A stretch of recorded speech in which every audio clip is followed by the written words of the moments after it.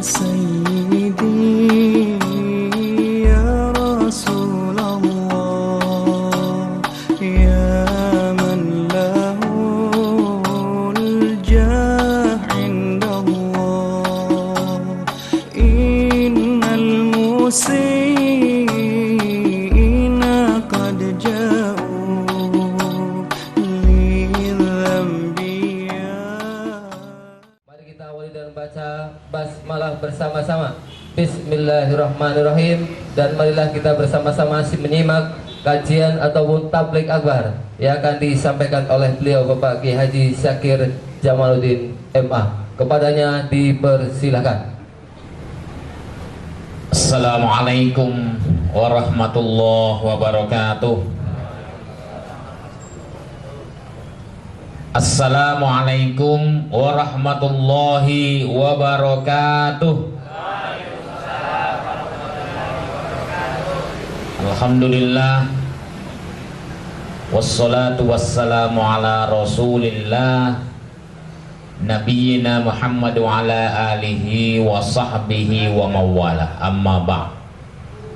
Alhamdulillah, kita harus bersyukur kepada Allah Subhanahu wa ta'ala, karena hanya perkenaannya kita bisa hadir di tempat ini. Mudah-mudahan pengajian ini bisa semakin mencerahkan kita, bisa semakin mendekatkan kita kepada Allah Subhanahu wa ta'ala. Amin. Seharusnya yang mengisi adalah Ustadz Okrizal. Udah mungkin beberapa kali kesini ya. Udah pernah kesini? Oh, pernah sekali ya. Tapi beliau berhalangan. Saya dihubungi Ustadz Fikri 2 hari yang lalu. Beliau sakit. Kebetulan saya sudah tahu juga, kami sudah tahu karena sama-sama di Majelis Tablik PP Muhammadiyah. Beliau jatuh sakit dan harus operasi. Ya. Nah, cuman kadang-kadang beliau tidak merasakan sakitnya gitu. Ya. Sakitnya itu bukan di sini. Tapi beliau kemarin sore sudah keluar dari rumah sakit. Mudah-mudahan Allah memberikan kesembuhan dengan segera. Amin. Dan saya biasanya materi yang saya bawakan itu adalah bab sholat. Kebetulan saya, mungkin Bapak Ibu sudah pernah mendapatkan buku sholat ini karena sudah beberapa kali beredar. Sholat sesuai tuntunan Nabi, mengupas kontroversi hadis sekitar sholat. Ya, alhamdulillah sudah masuk cetakan ke-15. Ya, berarti sudah 45.000 ya, tersebar di insya Allah seluruh Indonesia, sampai juga ke luar negeri, ke Malaysia, ke Australia. Alhamdulillah. Ya, buku resmi di Muhammadiyah itu Himpunan Putusan Tarjih Muhammadiyah. Bagi orang Muhammadiyah ini termasuk yang wajib dibaca tentu setelah Al-Quran dan Sunnah Nabi. Ya, nah ini termasuk buku resminya Himpunan Putusan Tarjih Muhammadiyah, tanya jawab agama. Ya, silahkan dibaca-baca dan kita sebagai warganya yang mengikuti itu. Adapun ini adalah cuman tulisan pribadi, ya anggap aja sebagai suplemen. Ya, tahu suplemen ya? Ya, bukan yang bisa terbang. Itu Superman. Saya berdiri saja ya, karena kayaknya banyak sekali di sana. Ya, sholat ini sesuatu yang sudah biasa insya Allah kita lakukan. Ya, sudah biasa kita lakukan, dan kita sama tahu bahwa untuk bab sholat itu harus sesuai tuntunan Nabi Sallallahu Alaihi Wasallam. Ya, kata Nabi, "Sallu kama ra'aitumuni usolli." Sholatlah kamu sebagaimana kalian melihat aku sholat. Jadi tata caranya, gerakannya, bacaannya harus manut Nabi Sallallahu Alaihi Wasallam. Sehingga para ulama mengatakan bahwa untuk salah satu prinsip dari ibadah itu adalah harus sesuai dengan tuntunan. Di Muhammadiyah mau berbeda pendapat tentang tata cara atau kaifiyah ibadah mahdoh tidak jadi masalah, walaupun tarjih membantu kita untuk mendapatkan mana ibadah yang paling sesuai dengan tuntunan Nabi. Ya, itu tarjih membantu kita. Tetapi tarjih punya prinsip, asal bersandar pada Quran dan hadis Nabi, maka itulah pendapat Muhammadiyah. Ini sama persis dengan pendapat Imam Madhab, ya, Imam Syafi'i, Imam Maliki, Imam Malik, ya, kemudian Hanafi, Ahmad bin Hambal, ya, sama persis pendapatnya. Ya, kata Imam Syafi'i, la tuqalliduni, jangan engkau bertaklid kepada aku. Ya, apabila pendapatku sesuai dengan Quran dan Sunnah, maka ikuti. Dan apabila pendapatku bertentangan dengan Quran dan Sunnah, tinggalkan. Itu kata Imam Syafi'i. Ya, kan mirip dengan pendapatnya Muhammadiyah kan? Ya, karena memang terinspirasi dengan para imam madhab itu. Ya, asal bersandar pada Quran dan hadis Nabi, bimbingan dari Nabi Sallallahu Alaihi Wasallam. Setuju ya? Ya, kalaupun tidak setuju tidak apa-apa. Tapi ini memang prinsip. Baik, kita buktikan saja. Apakah tata cara sholat kita itu memang sudah sesuai dengan tuntunan Nabi Sallallahu Alaihi Wasallam? Ya, mungkin ini sudah sering saya sampaikan. Kan ada gerakan dan ada bacaan. Saya mulai dari bacaan saja. Ya, Bapak Ibu, saya mulai dari bacaan. Apa yang biasa Bapak Ibu ucapkan pada saat duduk di antara dua sujud? Doa apa yang Bapak Ibu biasa ucapkan ketika duduk di antara dua sujud? Paham ya? Iya. Doa apa Bapak Ibu? Ya. Rabbi ghafirli warhamni wajburni. Oh, oke. Ya. Saya mulai ya. Yang sama dengan saya. Yang sama dengan yang saya ucapkan. Rabbi ghafirli warhamni wajburni warfa'ni warzuqni wahdini wa'afini wa'afwani. Angkat tangan. Baik, satu bacaan. Yang kedua, Allahumma ghafirli warhamni wajburni wahdini warzuqni. Angkat tangan. Ini deh, kayaknya 60% 40%. Tapi masih ada yang belum angkat tangan. Apa yang Bapak Ibu baca? Kodifikasi. Kodifikasi. Ya, baik, tidak apa-apa. Yang baca pertama, Rabbi ghafirli warhamni wajburni warfa'ni warzuqni wahdini wa'afini wa'afwani. Angkat tangan yang pakai wa'afini wa'afwani. Baik, saya mau katakan hasil penelitian saya terhadap doa duduk di antara dua sujud yang menggunakan wa'afini wa'afwani, tidak ada sumber hadisnya dalam kitab hadis manapun juga. Tidak ada. Padahal kata Nabi, sallu kama ra'aitumuni usolli. Sholatlah kalian sebagaimana kalian melihat aku sholat. Lah terus bacaan sholat kita duduk di antara dua sujud pakai wa'afini wa'fu'anni. Mana hadisnya? Saya peneliti hadis. S1, S2 saya, S3 saya semuanya hadis, tapi saya bukan ahli hadis. Saya cuma peneliti. Tapi maaf, saya mau katakan ya, dan ini harus saya katakan, doa duduk di antara dua sujud yang menggunakan wa'afini wa'fwani tidak ada hadisnya sama sekali dalam kitab hadis manapun juga.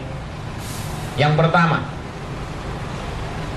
Yang kedua, ada doa yang tadi juga, Allahumma ghafirli warhamni wajburni wahdini warzuqni.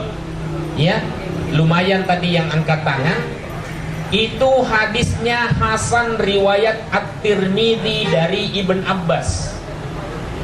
Hadis Hasan termasuk hadis makbul, bisa dijadikan atau diterima sebagai hujjah, sebagai dasar hukum. Dan doa ini dikutip dalam himpunan putusan tarjih Muhammadiyah. Ada hadisnya dan makbul termasuk hadis yang bisa diterima sebagai hujjah. Lanjutkan ya. Tapi kalau misalnya yang pertama tadi yang juga sebagian Bapak Ibu baca tidak ada hadisnya, maka tinggalkan. Ya, tinggalkan. Wes kulino ya, Pak. Bertobat. Lah, Arab dia meneh. Ya. Apa yang mau dikatakan? Ya. Karena memang tidak ada hadisnya. Saya katakan tadi prinsipnya, asal ada dasar Quran dan hadisnya, maka perbedaan pendapat tidak jadi masalah. Imam madhab itu kedewasannya begitu, dan mudah-mudahan karakter 4 imam madhab itu juga bisa kita serap.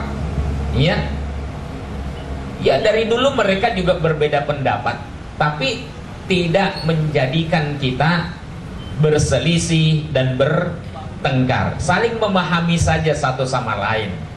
Ya, tapi itu tadi prinsipnya. Makanya karena prinsipnya ini Muhammadiyah bisa bekerja untuk amal usaha yang lain.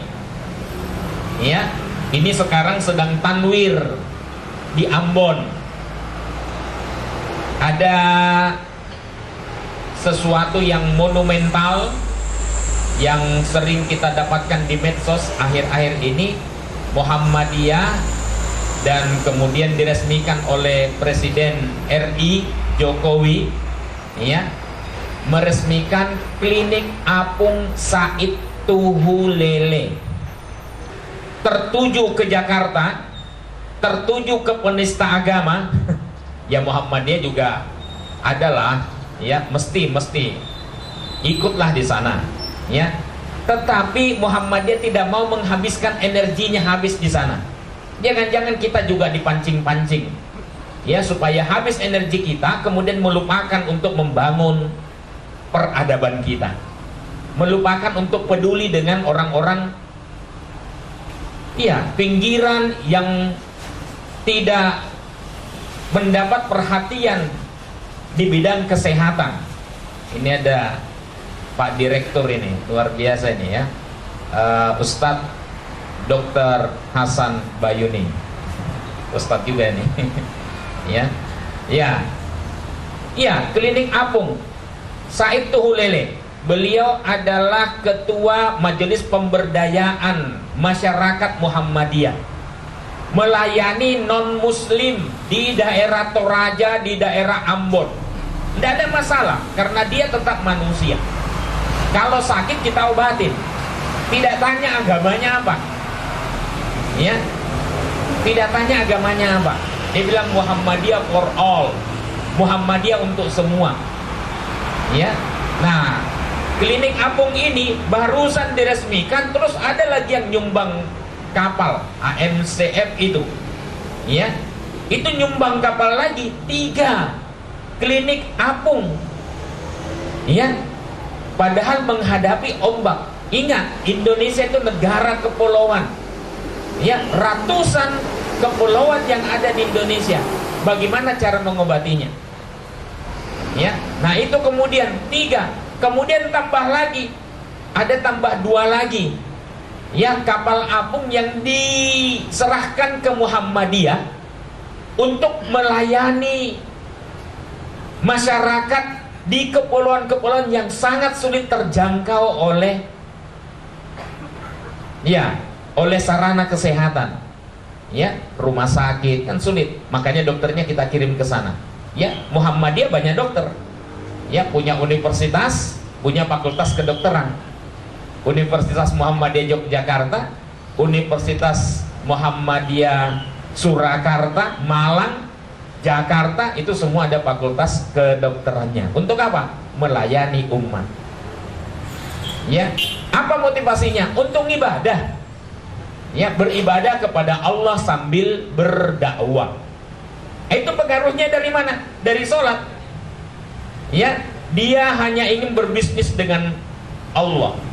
Ya ayyuhalladzina amanu hal adullukum ala tijaratin tunjikum min adzabin alim. Hai orang-orang yang beriman, maukah aku tunjukkan sebuah bisnis? Bisnis. Kalau kita ditawarkan oleh Allah, mau nggak saya tunjukkan sebuah bisnis? Bagi orang yang beriman pasti mengatakan mau dong, ya, dengan antusias mau. Kenapa? Karena bisnis yang ditawarkan oleh Allah tunjikum min adzabin alim, mampu menyelamatkan kalian dari azab yang pedih.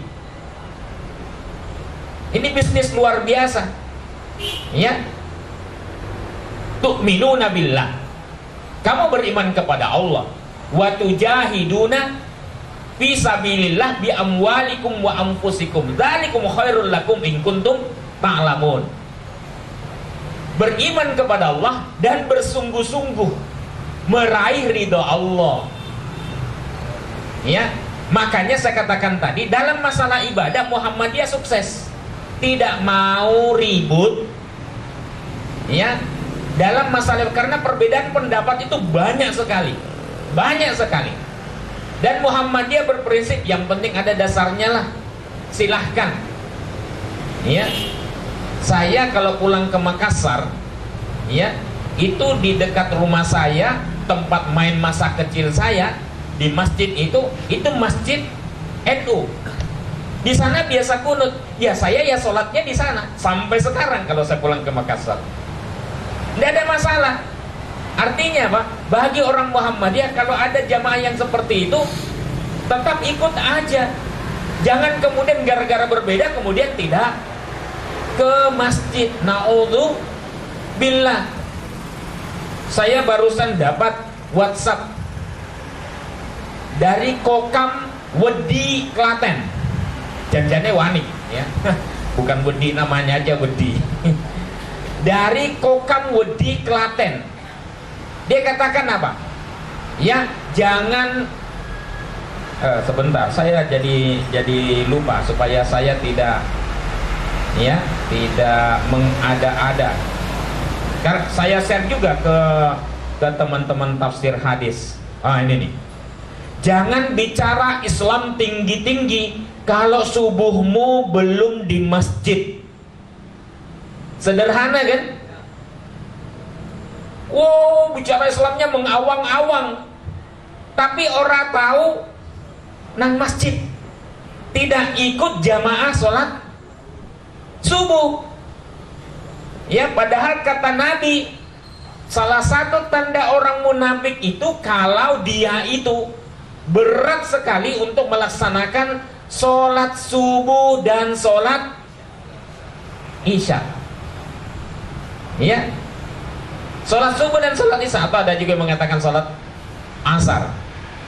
Ya, jadi udah, kalau Muhammadiyah harus seimbang pemikirannya, amalnya, dan jamaahnya. Dan ingat, Muhammadiyah bisa besar di mana-mana itu dari jamaah sholat, itu harus penuh. Ya, jadi nih makanya aum amal usaha Muhammadiyah harus mengajak pegawainya untuk rajin sholat berjamaah. doa sholat jenazah. Hafal semua ya? Apa yang Bapak Ibu biasa hafalkan pada saat takbir ketiga atau takbir kedua? Allahumma ghafir lahu warhamhu wa'afihi wa'fu anhu. Lanjutnya apa? Ya, wa akrim nuzulahu wa wasi' madakhalahu atau mudakhalahu wa gasilhu bil ma'i was salji wal barad. Oke, lanjutnya ya. Tapi saya mau tanya, tadi ada cukup banyak di antara kita ketika membaca doa sholat jenazah itu yang dibaca Allahumma ghafir lahu warhamhu wa'afi wa'fu anhu. Terus saya bilang lanjutnya do meneng. Ya. Bapak Ibu, saya mau sampaikan doa sholat jenazah yang sebagian besar dihafalkan oleh masyarakat muslim Indonesia rata-rata hanya sampai wa'afihi wa'fu anhu. Ya betul. Di antara kita juga seperti itu toh? Iya. Padahal kalau kita telusuri hadisnya, ya, dari 456 kitab hadis yang kita teliti, itu ternyata muncul 89 redaksi doa sholat jenazah. Dari 89 redaksi sholat jenazah Allahumma ghafir lahu warhamhu, tidak ada satupun doa yang hanya sampai wa'afihi wa'fu anhu. Tidak ada. Semua doa sholat jenazah dalam kitab hadis itu berlanjut wa akrim nuzulahu wa wasi' mudakhalahu wa ghasilhu bil ma'i was salji wal barad. Ada yang hafal sampai di situ? Masih lanjut nanti. Angkat tangan. 1. Tidak akan saya tanya nanti, saya cuma mau survei saja. Jangan-jangan angkat tangan disuruh baca. Tapi tadi ya Ustadz Dr. Hasan Bayuni ya, itu hafal ya, saya mendengar dia hafal. Alhamdulillah. Ya, bukan karena dia dokter rumah sakit yang suka menyolatkan jenazah. Ya. Ya. Baik. Yang sama dengan saya, nanti angkat tangan ya. Yang sama persis dengan yang saya ucapkan. Allahumma ghafir lahu warhamhu wa'afihi wa'fu anhu wa akrim nuzulahu wa wasi' mudakhalahu wa ghasilhu bil ma'i was salji wal barad wa nakkihi minal khotoya kama naqqaitas saubal abyadu minad danas, atau kama yunaqqas saubul abyadu minad danas. Silakan ya. Wa abdilhu daron khairam min darihi wa ahlan khairam min ahlihi wa zaujan khairam min zaujihi wa adkhilhul jannah wa a'idhu min adzabil qabri au min adzabin nar. Yang sama dengan bacaan sholat jenazah saya yang barusan saya baca. Angkat tangan. Alhamdulillah. Ya, akhirnya beda. Yang pakai waqihi fitnatal qabri wa adzaban nar. Baik. Kalau mau pakai Allahumma ghafir lahu warhamhu wa'afihi, maka yang bagus adalah wa adkhilhul jannah wa a'idhu min adzabin qabri au min adzabin nar. Itu hadisnya sahih riwayat Muslim, Nasai. Tapi kalau mau pakai waqihi fitnatal qabri wa adzaban nar boleh. Tetapi sedikit redaksi awal Allahumma ghafir lahu warhamhu wa'fu anhu wa'afihi. Yang lainnya insyaallah sama. Itu baru hadisnya Al-Bazzar At-Tabrani. Ya. Tapi kalau mau yang paling kuat yang saya bacakan yang pertama. Tapi amat jarang di antara kita yang menghafalkan doa itu, betul? Iya.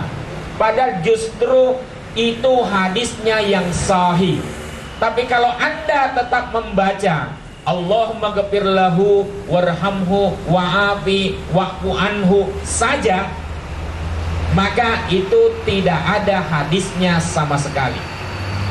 Sahabat Auf bin Malik radhiyallahu an itu mendengarkan doa Nabi itu. Kemudian dia berkata, sekiranya besok saya yang menjadi jenazah ini, maka saya sangat diinginkan didoakan seperti doa Nabi terhadap si jenazah ini. Karena komplit itu doa, yang komplit, yang kalau dikabulkan oleh Allah surga baginya. Ya. Tapi rata-rata imam sholat jenazah itu juga hanya sampai wa'afihi wa'fu anhu, ya nggak?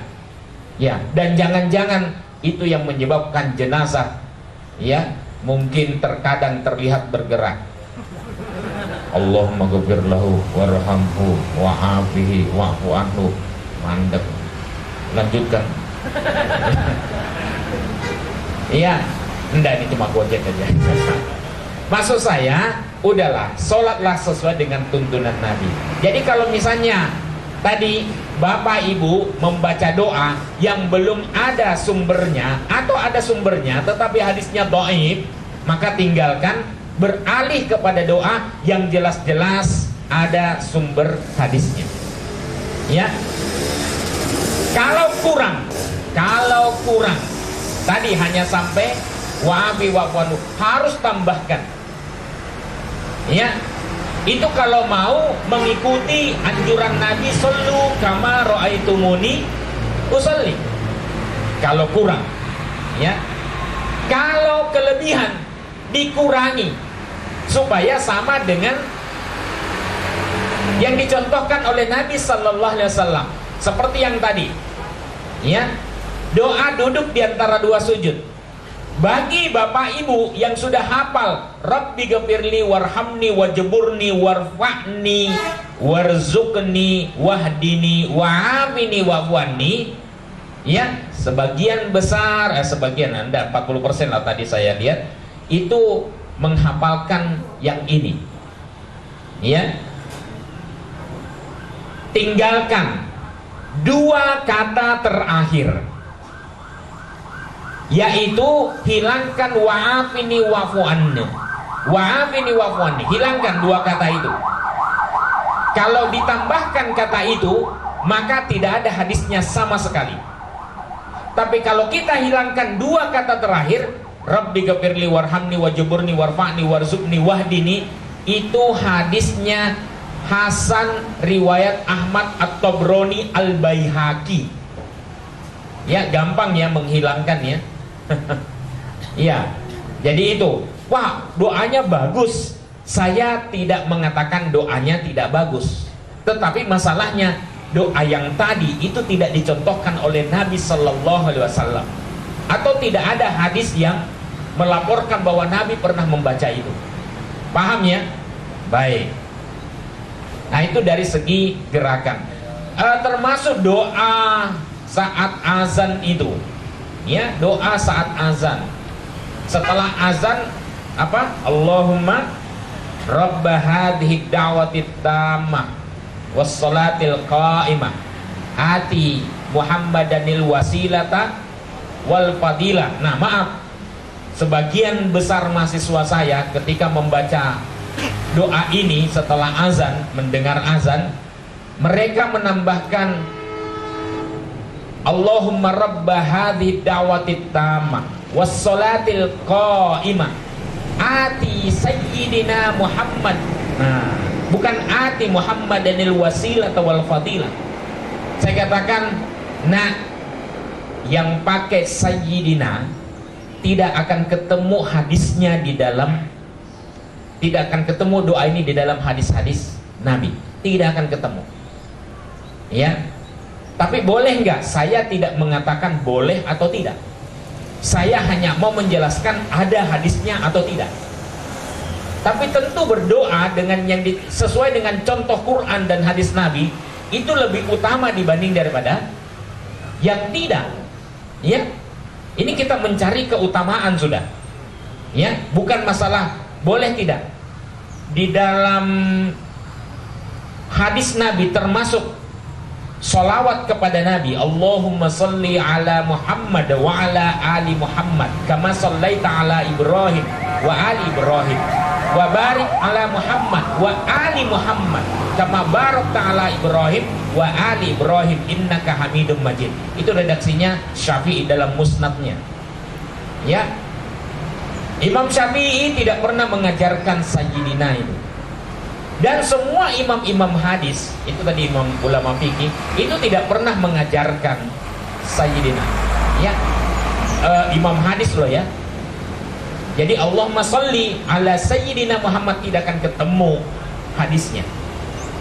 Ya, di dalam sholat saya Muhammadiyah mengatakan tidak boleh ditambahkan. Ya, tidak boleh ditambahkan dan tidak boleh juga dikurangi. Ditambah-tambahkan dan dikurang-kurangi tidak boleh. Yang ada yang pas saja. Ya, minimal sholawat saya lihat redaksi yang paling singkat itu Allahumma sholli ala Muhammad wa ala ali Muhammad. Itu saja. Itu yang paling singkat. Tapi dari belasan atau misalnya kita telusuri di seluruh kitab hadis, ya, dari puluhan redaksi lafal sholawat tidak ada satupun yang pakai sayyidina. Tapi apakah boleh? Saya katakan boleh, asal di luar bacaan sholat. Loh kok boleh di luar? Ya, coba Anda baca himpunan putusan Tarjih Muhammadiyah. Dalam kalimat pengantarnya, himpunan putusan Tarjih Muhammadiyah pakai Allahumma sholli ala sayyidina Muhammad. Tidak ada masalah. Tapi ketika masuk di dalam bacaan sholat tidak ada satupun sayyidinanya. Kenapa? Karena menyerap spirit hadis Nabi, sallu kama ra'aitumuni usolli. Sholatlah kamu sebagaimana kalian melihat aku sholat. Lanjut. Innaka Hamidum Majid. Kan ada innaka la tukhliful mi'ad. Ya. Di dalam tarjih tidak ada satupun doa yang menggunakan doa sholat jenazah, doa setelah azan pakai innaka Hamidum Majid. Di sini pun saya mengatakan saya tidak menggunakan innaka Hamidum Majid. Ya, di sini saya jelaskan. Hadis doa setelah azan, Allahumma rabba hatid da'watid tamah dan seterusnya, ya, itu dikatakan di sini tidak ada satupun hadis yang menyebutkan lafal tambahan sayyidina di awal kata Muhammad. Adapun lafal akhir innaka la tukhliful mi'ad, sesungguhnya engkau tidak pernah menyalahi janji, adalah tambahan dari salah seorang periwayat Al-Baihaqi. Karena tidak ada imam hadis yang menyebutkan tambahan ini kecuali Al-Baihaqi saja. Ya. Nah, ini saya kira Al-Albani menilainya sebagai tambahan syadz, tambahan yang menyimpang, bahkan mungkar. Baca bukunya Silsilatul Ahaditsidh Dhaifah wal Mawdu'ah. Tetapi menurut hemat penulis bukan termasuk mungkar. Kenapa? Karena masih ada dasarnya hadis hasan riwayat Al-Baihaqi dan matannya masih sejiwa dan tidak bertentangan dengan isi matan yang lain. Kehasanan hadis ini karena melalui Muhammad bin Auf At-Ta'i dari Ali bin Ayyas. Dalam sunannya Al-Baihaqi menyatakan hadis ini diriwayatkan oleh Al-Bukhari dalam sahihnya. Padahal tidak ada tambahan tersebut dalam Sahih Bukhari dan 10 imam hadis lainnya. Sehingga yang paling bagus tidak perlu pakai innaka Hamidum Majid. Tapi boleh nggak ditambah? Boleh, karena masih ada juga satu imam hadis yang menambahkan itu. Tapi lain redaksi, ya, banyak redaksi, hampir seluruh redaksi selain Al-Baihaqi, lafal Al-Baihaqi itu tidak ada innaka hamid, innaka la tukhliful mi'ad, ya. Jadi itu innaka la tukhliful mi'ad. Itu saya kira yang perlu kita pahami, ya. Nah, sekarang dari segi gerakan Suatu saat saya mengajar di kelas tentang tata cara wudhu, ya. Nah, setelah selesai tata cara wudhu, kemudian ada mahasiswa saya nanya, Ustaz, kami di pesantren diajarkan pada saat membasuh wajah, ya, itu ada doanya. Pada setiap gerakan wudhu itu ada doanya. Salah satunya adalah doa pada saat membasuh wajah. Apa doanya? Mahasiswa itu bilang, Allahumma bayyid wajhi, Allahumma bayyid wajhi. Terus saya bilang, Mas, kalau melihat redaksi doanya, saya ragu itu hadisnya, kalaupun ada, sebagai hadis yang sahih. Saya ragu sebagai hadis yang sahih. Kenapa?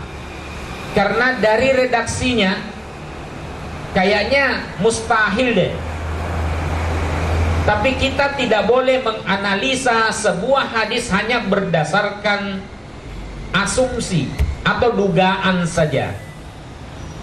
Baik, karena waktu itu saya buka, langsung aja kita teliti hadisnya. Nah, terus setelah itu kita teliti sama-sama, ya.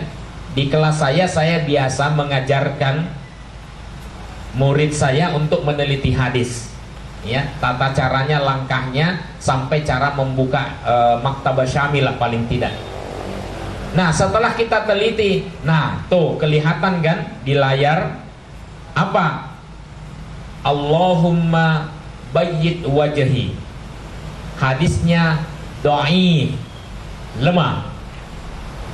Jelas, hadis dhaif itu tidak bisa dijadikan hujjah menurut Bukhari, Muslim dan lain-lain. Ya, apalagi di dalam masalah ibadah. Kalau saya tadi bilang dugaan saya ini hadisnya dhaif. Kenapa?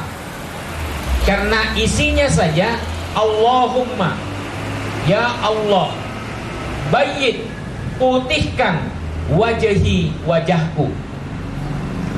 Ini mustahil ini, ya. Orang Muslim Papua itu tersinggung dengan hadis ini, ya. Berwudu berkali-kali, berdoa berkali-kali, Allahumma ya Allah bayyid, putihkan wajhi, wajahku. Orang putih-putih. Ya. Maka hadis yang seperti diskriminatif, tidak mungkin Islam itu diskriminatif. Karena Allah tidak melihat warna kulit, tapi melihat pada qulubikum wa a'malikum, hati, niatnya, dan amal perbuatanmu. Itu kata Nabi, ya. Innallaha la yanzuru ila ajsamikum. Allah tidak melihat jisim kamu, jasad kamu, ya. Menghina orang yang berdasarkan jasadnya, fisiknya, itu sama dengan menghina penciptanya, menghina Allah Subhanahu wa ta'ala. Maka ya ayyuhan nas, wahai manusia, inna khalaqnakum min dzakari wa unsa wa ja'alnakum syu'uban wa qabaila lita'arafu, untuk saling kenal mengenal. Allah yang menciptakan semua manusia bersuku-suku, berbangsa-bangsa. Tetapi Allah mau katakan inna akramakum indallahi atqakum. Tapi yang paling mulia di sisi Allah adalah yang paling berkualitas, yang paling takwa, yang paling baik. Ya. Nah, sementara hadis ini Allahumma bayyid wajhi, ya Allah putihkan wajahku, ini sangat diskriminatif. Ya, tidak mungkin juga. Ya, tidak kabul-kabul juga doanya. Ini dalam masalah wudhu, ya, dalam masalah, karena harus ketika kita melakukan safar, jadi musafir kita, tahu ya? Baik. Jadi musafir, pas tidak ada air, atau ada air tapi kurang, misalnya pas di atas pesawat, ya kan kita harus menghemat air kan, maka ada solusinya, yaitu tayamum. Ya, Bapak Ibu sudah biasa tayamum kan? Bagaimana cara tayamum Bapak Ibu? Ya, saya contohkan. Ya, yang begini, anggaplah saya mempraktekkan dengan dua tangan. Yang satunya pakai mic. Tepuk sekali, tiup, oh. Setelah itu mengusap wajah. Ini dua tangan ya, anggap dua tangan. Ya. Setelah itu apa? Tangan. Baik. Yang mempraktekkan itu siapa? Wajah sekaligus tangan, telapak tangan. Ada? Jarang ya. Satu dua mungkin ya. Ada yang mempraktekkan itu. Jadi gini caranya. Tepuk sekali, tiup, off.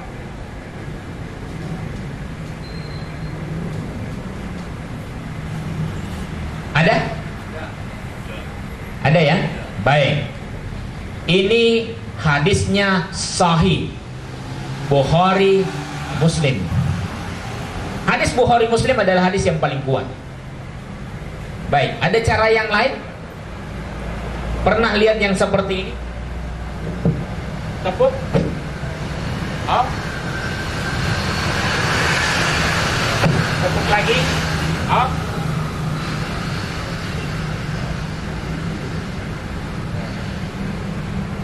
Ada yang mempraktekkan itu? Siapa? Angkat tangan. Ya, rata-rata. Ya, kalau saya keliling ke Indonesia, saya tanya ini rata-rata mereka mempraktekkan yang 2 kali tepukan. Ya, betul ya? Ya. Atau ada yang lain lagi? Guling-guling. Suatu saat pada masa Nabi Sallallahu Alaihi Wasallam ada sahabat yang sakit. Dalam keadaan sakitnya sempat-sempat juga dia junub. Ya. Ada yang mengatakan, "Dah, karena kamu itu batalnya itu mandi, maka harus mandi. Nah, karena kamu tidak mendapatkan air, ya, maka kemudian ada yang menyarankan, udahlah kamu guling-guling saja." Akhirnya guling-guling. Ya. Nah, kemudian dilaporkan ini kepada Nabi. Nabi tersenyum melihat itu. Kemudian kata Nabi, sebenarnya bagi kamu cukup tepukkan tanganmu sekali, setelah itu usap wajah dan sekaligus punggung telapak tangan sekali saja. Ya, itu hadisnya sangat populer. Ya, tetapi yang populer di Indonesia itu adalah 2 kali tepukan.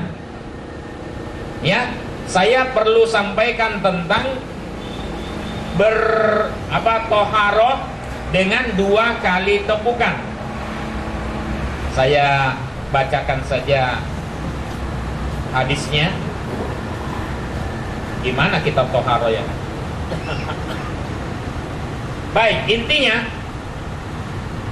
intinya hadis yang mengatakan bahwa bertayamum dorbatani atau dorbatain 2 kali tepukan itu adalah hadis yang dhaif. Hadisnya lemah. Ya, yang kuat adalah cuman 1 kali tepukan. Ya, 1 kali tepukan. Nah, ini ketemu nih. Yang tadi, inna makana yakfika hakadha. Sebenarnya bagi kamu cukup melakukan ini. Fadaraban Nabi sallallahu alaihi wasallam bikaffaihi al-ardo. Lalu Nabi menepukkan tangannya, telapak tangannya ke tanah. Wa nafaha fihima. Lalu meniupkan pada kedua telapak tangannya. Summa masaha bihima wajahahu wa kaffaihi. Lalu beliau mengusap wajahnya sekaligus kedua tangannya. Dalam hadis lain disebutkan dhahra kaffihi, punggung telapak tangannya. Ada juga yang mengibaskan ya, yang begini ya. Ada ya. Jadi setelah ditepukan diginikan. Ada ya. Ya, ada hadisnya kalau itu. Tsumma nafadoha, lalu beliau mengibaskannya. Begini ya boleh, begini ya boleh, tidak ada masalah. Tsumma masaha bihima dhahra kaffihi, lalu mengusap kedua tangannya ke punggung telapak tangannya. Ya, bisimalihi, dengan tangan kirinya. Tangan kirinya ini. Ya. Lalu kemudian audhahra simalihi, atau punggung telapak kirinya, bikaffihi, dengan telapak tangan kanannya. Summa masaha bihima wajahahu, lalu beliau mengusap dengan kedua tangannya pada wajahnya. Mungkin agak jarang kita dengarkan yang seperti ini. Jadi caranya begini, ya, tepuk sekali, setelah itu tangan lebih dahulu, kemudian tangan kiri, setelah itu wajah. Ada yang pernah melakukan ini? Hadisnya sahih, riwayat Al-Bukhari, juz 1 nomor 34 dan 347. Ya.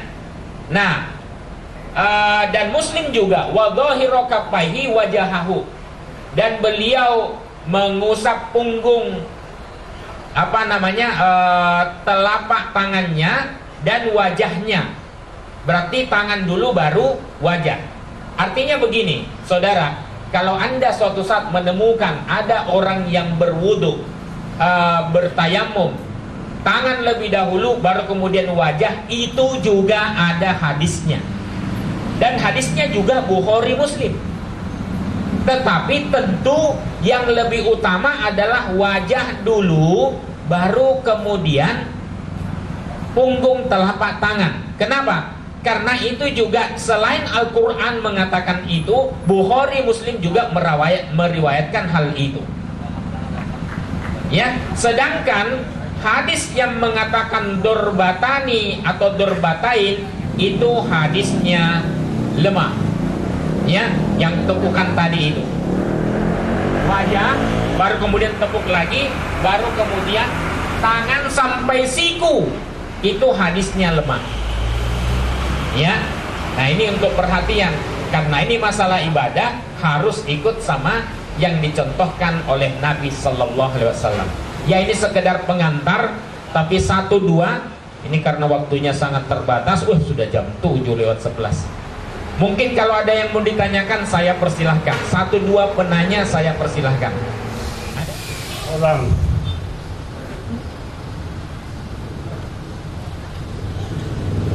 Iya.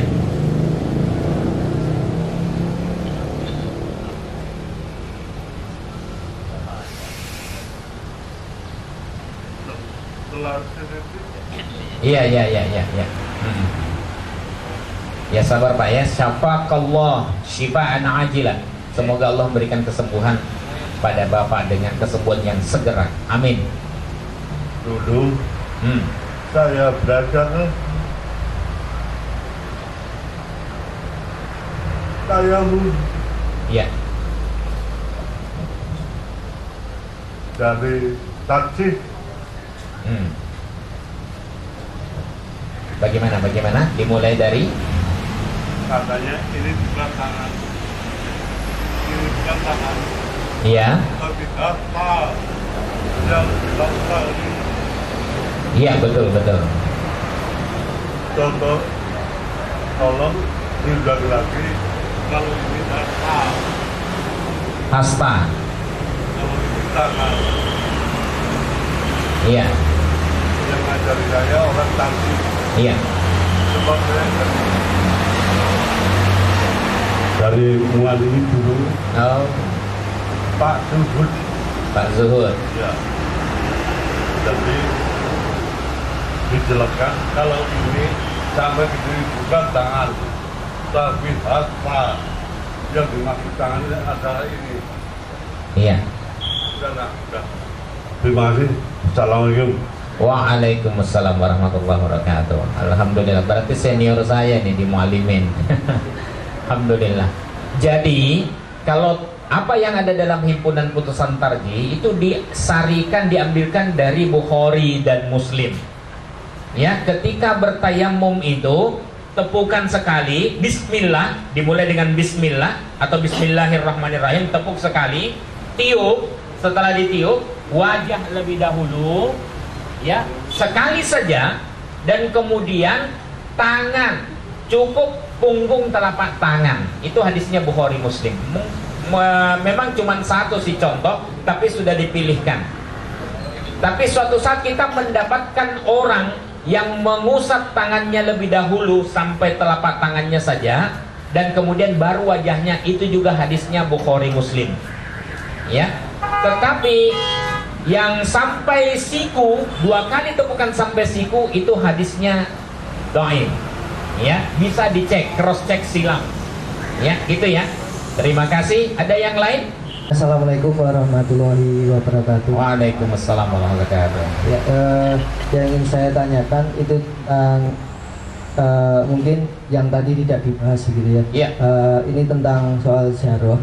Nah, kalau Salat apa?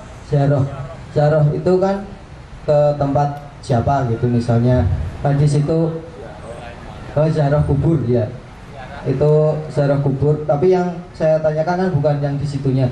Cuman kalau waktu kita ziarah, kemudian di situ itu ada kubur mestinya ya. Kemudian pas waktu itu kita waktu sholat itu tidak ada tempat lain selain di dekat kubur itu. Jadi itu hukumnya bagaimana? Ya, pakai kaulu bil niat, bi kaulin niat atau tidak? Iya. Secara Baik. umumnya itu. Iya, niat harus ada pada setiap perbuatan yang dilakukan untuk ibadah. Perbuatan orang normal itu mesti ada niat. Makanya Nabi mengatakan innamal a'malu binniyat. Oke, niat harus ada. Tapi masalahnya, apakah dilafalkan? Ulama berbeda pendapat, tapi mayoritas ulama sepakat. Ya, bahkan Imam Syafi'i tidak mengatakan talaffudun niyah atau talaffud bin niyah, talaffud bin niyah, melafalkan niat. Kalau niat memang harus ada. Dan kalau ibadah harus lillahi ta'ala, karena Allah ta'ala semata. Ya, tapi apakah harus diucapkan? Mana ada dalil yang mengharuskan mengucapkan niat? Mana ada dalil contoh niat dari Nabi Sallallahu Alaihi Wasallam? Ya, saya pernah ditanya di Ambon, ya, Ustaz, saya pernah melihat ada orang yang sedang sholat, ya, kemudian ada yang mau ikut, langsung dia memberikan kode begini, ya. Kenapa dia memberikan kode begini? Saya ditanya, saya jawab, tahu. Tanya aja sama dia, kenapa dia begini? Ya mungkin tidak sempat, siapa tahu Ustadz pernah mendapatkan hadisnya. Baik, ini hanya sekedar dugaan. Mungkin karena dia sedang sholat sunnah, makanya orang itu bisa melaporkan karena dia melihat langsung sedang sholat sunnah, ada yang mau bergabung sama dia, dia berikan, saya sedang sholat sunnah, Anda jangan gabung, Anda sedang sholat wajib. Itu bahasa panjangnya, tapi disampaikan dalam bentuk isyarat. Oke? Baik, padahal sebenarnya kalau ada orang yang sholat sunnah lalu bergabung orang ingin sholat wajib, tidak ada masalah. Tidak ada masalah. Kenapa? Pada masa Nabi Sallallahu Alaihi Wasallam ada orang yang sudah sholat bersama Nabi Sallallahu Alaihi Wasallam, sudah sholat wajib. Setelah itu dia pulang ke kampungnya mengimami jamaah di kampungnya, karena dia yang memang yang paling menguasai bacaan dan tata cara sholat. Dia mengimami jamaah di kampungnya. Itu sholat apa tuh namanya? Padahal dia sudah sholat berjamaah sama Nabi Sallallahu Alaihi Wasallam. Terus dia pulang, dia memimpin sholat jamaah wajib. Bagi dia sunat, tapi bagi jamaah yang lain itu adalah wajib. Pernah ada orang yang sudah sholat subuh di rumahnya, lalu kemudian berangkat. Dia duduk-duduk di masjid, di serambi masjid. Setelah salam, loh, orang itu kok masih duduk di serambi masjid? Lalu Nabi nanya, ngapain kamu tadi tidak ikut berjamaah dengan kami? kami ada 2 orang. Kami sudah sholat di rumah masing-masing. Apa kata Nabi? Kalau kamu masih mendapatkan jamaah sholat subuh, maka ikutlah berjamaah. Jangan nongkrong di serambi masjid. Padahal dia sudah sholat. Nah, itu sholat apa itu kalau misalnya dia ikut? Sholat sunat. Memang tidak ada sholat sunat ba'da sholatis subhi sampai terbitnya matahari. Tapi untuk kasus seperti ini menunjukkan bahwa Nabi Sallallahu Alaihi Wasallam sangat menekankan pentingnya jamaah. Anda tadi tidak dapatkan jamaah, sekarang Anda harus berjamaah. Ya, nah baik. Jadi tidak ada masalah. Apakah malaikat tidak bingung? Tidaklah. Malaikatnya Allah bisa tahu. Ini sedang sholat sunat, ini sedang sholat wajib. Gabung gak ada masalah. Ya, yang tidak boleh gabung satunya sholat wajib, satunya sholat jenazah. Nanti bisa teriak subhanallah, subhanallah, gak ruku-ruku. Ya, jadi itu saya kira. Jadi tidak ada masalah. Yang kedua, mungkin dia terlanjur mengucapkan niat. Mungkin terlanjur mengucapkan niat. Misalnya, saya sholat isya, ya, 4 rakaat karena Allah menyebutkan posisinya sebagai makmuman, sebagai makmum. Tapi kebetulan dia itu telat, jadi masbuk.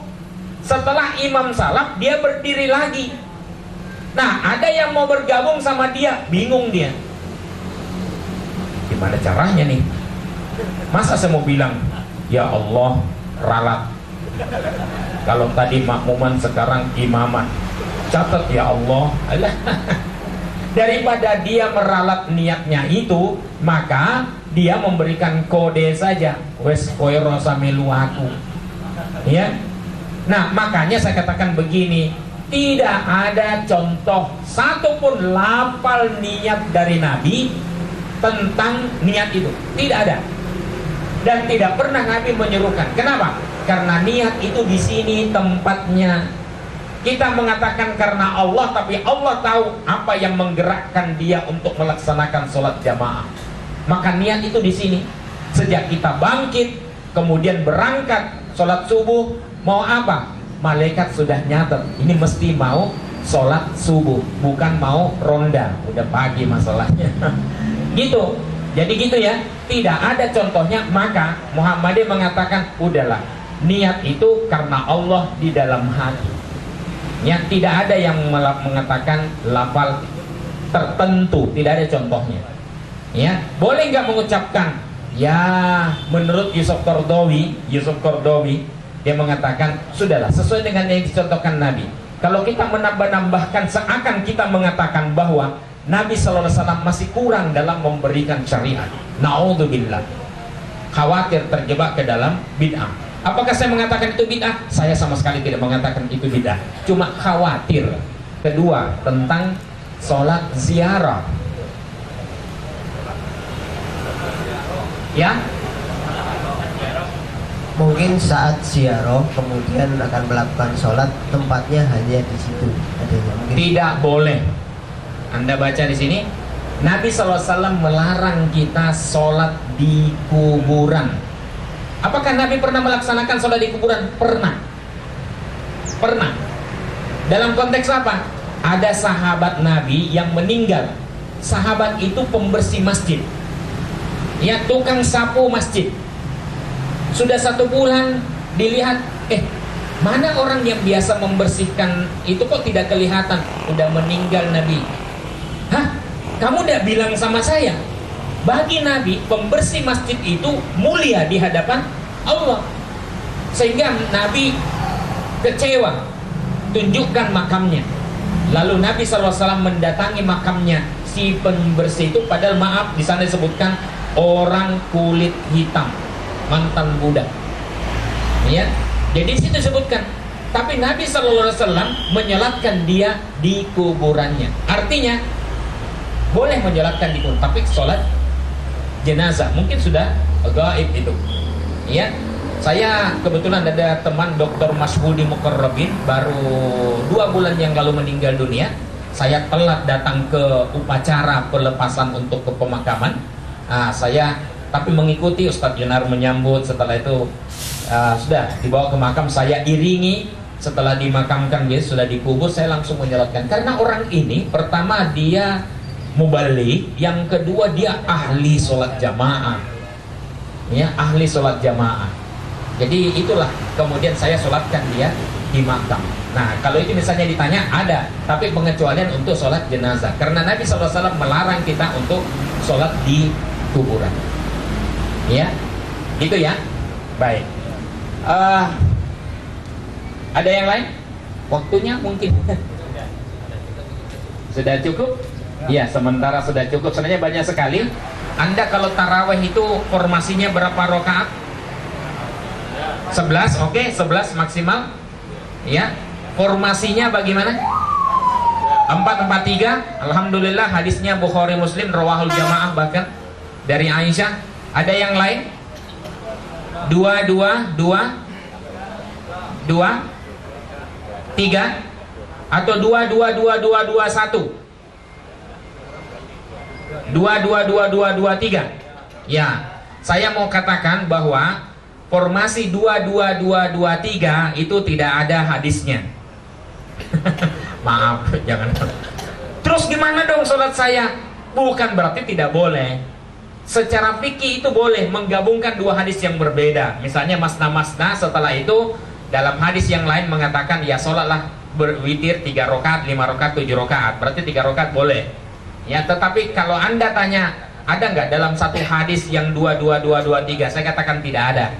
Ya. Nah, terus yang ada apa? Yang ada itu ya 2-2-2-2-2-2-1. Ya. Itu biasanya pengkompromian dari dua tradisi sholat tarawih yang berbeda. Seperti misalnya saya temukan di Papua, ya, di sini maunya 4-4-3, yang sana maunya 2-2-2-2-2-2-2-2-2-2-2-2-2-1. Terus bagaimana? Ya tetap berjamaah lah, ukhuwah harus dipertimbangkan. Udahlah kalau begitu dimusyawarahkan. Berapa? 4-4-3. Kami tidak mau kalau 4-4-3, maunya kami 2-2. 2-2-2-1, kami juga tidak mau kalau 2-2-2-2-2-2-2-2-2-1 gitu. Akhirnya bagaimana? Udah gini aja lah kompromi ya. 2-2-2-2-3. Kayaknya bagus nih, ya. Oke, deal. Masalahnya ini masalah ibadah. Ibadah itu bukan menunggu deal kita. Ya, bukan menunggu deal kita. Ya, tapi bukan berarti saya katakan tidak boleh. Secara fikih tarjih mengatakan tetap boleh. Ya. As-San'ani dalam Subulus Salam itu juga dikatakan boleh. Tapi kalau Anda tanya hadisnya, dalam satu hadis formasi sholat Nabi begitu banyak. 4-4-3 ada hadisnya, 2-4-3 ada hadisnya, 6-3 ada hadisnya, 8-3 ada hadisnya, 8-1 ada hadisnya, 8-2-1 ada hadisnya, 2-2-2-2-2-2-1 banyak hadisnya. Ya. Ya, yang penting itu, yang penting kita laksanakan yang sesuai dengan tuntunan Nabi SAW. Ustadz Prapto, guru saya, ya guru kita dulu di Mu'alimin, ya Ustadz Adi Hamid ini, ya itu mengajari kami berbagai macam tata cara sholat. Maaf, saya jadi teranu. Doa iftitah, apa yang Anda baca? Allahumma ba'id baini wa baina khataayaya kama ba'ata. Lanjutkan, pelihara itu, karena itu hadisnya Bukhari, Muslim dan lain-lain. Ada doa yang lain? Baik, kabiro walhamdulillahi katsira wa subhanallahi bukratan wa asila. Itu saja? Baik, itu hadisnya sahih riwayat Muslim, Tirmidzi, Nasai dan lain-lain. Ya, tapi ada yang melanjutkan kabiro walhamdulillahi katsira wa subhanallahi bukratan wa asila. Inni wajjahtu wajhiya. Saya katakan hadisnya tidak ada satupun hadis yang menyambungkan kabiro dengan inni wajjahtu wajhiya. Tidak ada. Muhammadiyah mencontohkan Allahumma baik yang pertama, inni wajjahtu atau wajjahtu wajhiya. Kabironya tidak. Tapi bukan berarti kabiro itu ditolak oleh Muhammadiyah karena hadisnya juga sahih. Tetapi menggabungkan kabiro walhamdulillah katsira wa subhanallah bukratan wa asila dengan inni wajjahtu tidak ada hadisnya. Boleh nggak digabung? saya tidak mengatakan boleh atau tidak, cuma saya katakan itu hadisnya terpisah. Yang paling bagus menurut saya lakukan sendiri-sendiri, dan itu kata Tarjih Muhammadiyah. Jadi dipisah saja. Makanya kadang-kadang maaf, kalau kita misalnya sholat di Mekah Madinah, saya pernah ini mengikuti sholat wajibnya, iftitahnya itu ternyata pendek. Saya baca Allahumma ba'id baini wa baina khataayaya kama ba'adta bainal masyriqi wal maghrib, dan seterusnya. Hampir tidak pernah selesai. Karena setelah itu Al-Fatihah. Ya. Tapi saya coba baca kabira walhamdulillahi katsira wa subhanallahi bukratan wasila, itu selalu mencukupi. Maka kalau misalnya saya dibuka, ya saya baca yang ini. Dan ini juga hadisnya sahih. Ya, ketika pada saat Nabi SAW mengimami, Nabi mendengar itu. Lalu Nabi melihat malaikat pada memperebutkan doa kabira walhamdulillahi katsira wa subhanallahi bukratan wasila. Apa kata Nabi? Setelah salam Nabi tanya, siapa tadi yang membaca doa ini? Oh, saya Nabi. Saya melihat malaikat memperebutkan doa itu. Ya, sehingga apa kata Nabi? Lanjutkan. Artinya doa itu sangat disunnahkan untuk dibaca. Apa kata Ibnu Umar? Sejak Nabi mengatakan itu, maka doa ini tidak pernah kami tinggalkan. Saya kira itu mudah-mudahan ada manfaatnya. Waktu yang sempit ini biasanya 1 harian, tapi insya Allah mudah-mudahan hari lain kalau masih ada, ya kita lanjutkan. Billahi taufiq wal hidayah. Wassalamualaikum warahmatullahi wabarakatuh. Dan akhirnya mari kita tutup tabligh akbar pada pagi hari ini dan baca hamdalah bersama-sama. Alhamdulillahirabbil alamin. Dari kami Nasrullah wa Qarib. Assalamualaikum warahmatullahi wabarakatuh.